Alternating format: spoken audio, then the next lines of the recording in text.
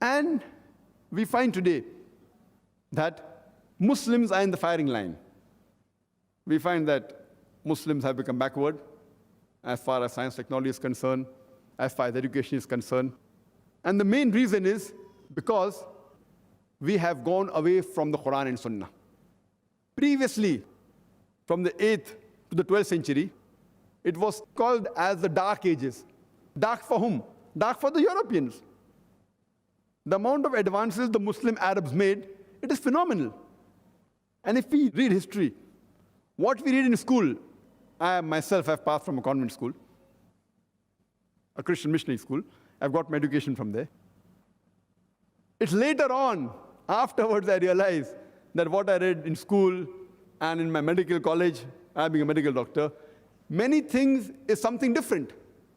We are taught in school that the blood circulation was first discovered by William Harvey.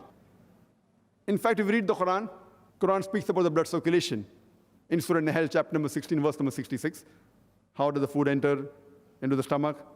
Then from there, it goes in the intestine. From the intestine, via the bloodstream to various organs of the body, including the mammary glands, which is responsible for the production of milk. It speaks about the production of milk and about the blood circulation in a nutshell in Surah Nahl, chapter 16, verse 66.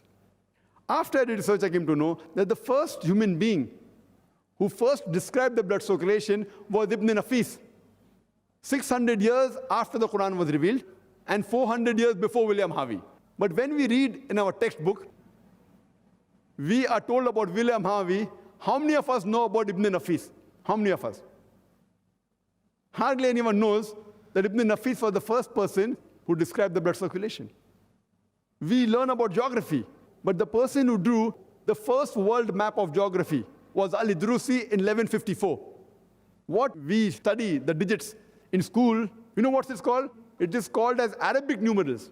The 1, 2, 3, 4 that we use for writing, 1, 2, 3, 4, it is called as Arabic numerals. The other is the Roman numeral. The Indians were the people who first discovered about the zero, and the Arabs took it from there and made it famous to the world by adding a decimal. That's how we have the system today. We learn in mathematics about the Pythagoras theorem that the square of the hypotenuse in a triangle is equal to the sum of the square of the other two sides. The Pythagoras theorem that we learn in school, it was first discovered by Al-Tusi. So we know that Muslims, few centuries back, they were advanced in science and technology. But when we read in our textbook today, they are hardly mentioned. Who is the father of trigonometry? It is Al-Biruni.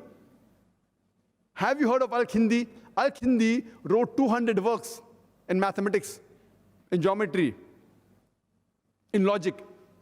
And at a time when Galileo, Descartes, and Newton, when they said that all physical laws are absolute, he said that it was relative.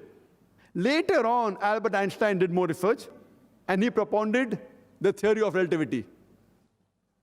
When we read history, we come to know that Muhammad Ahmad and Hassan Shakir, these brothers, they measured the surface area of the earth by measuring an angle at the Red Sea at a time when people thought the world was flat.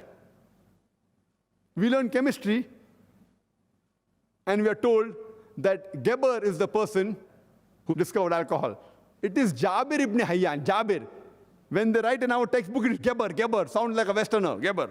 It is Jabir ibn Hayyan. So when we read, we think, oh, it's a Westerner, Geber. And Jabir ibn Hayyan, he discovered alcohol, and the word alcohol comes from the Arabic word al-gul, meaning evil spirit. When we read history, we come to know about Muhammad Zakir al-Razi. He was advanced in the field of medicine, and he even wrote books on measles and smallpox. When we read medicine, we know that Ali ibn Abbas, he wrote 20 volumes on practice and theory of medicine. We are told about Avicenna, the Aristotle of the East. It is Ali ibn Sina. Ali ibn Sina, he was called as the Aristotle of the East. He was a philosopher, he was a mathematician. So when we go back to history and we see that we Muslims, we were on top of the world. The reason we were on top of the world at that time is because at that time, we were close to the Quran and Sunnah. Now, we have gone away from Quran and Sunnah, and that's the reason we are in the firing line.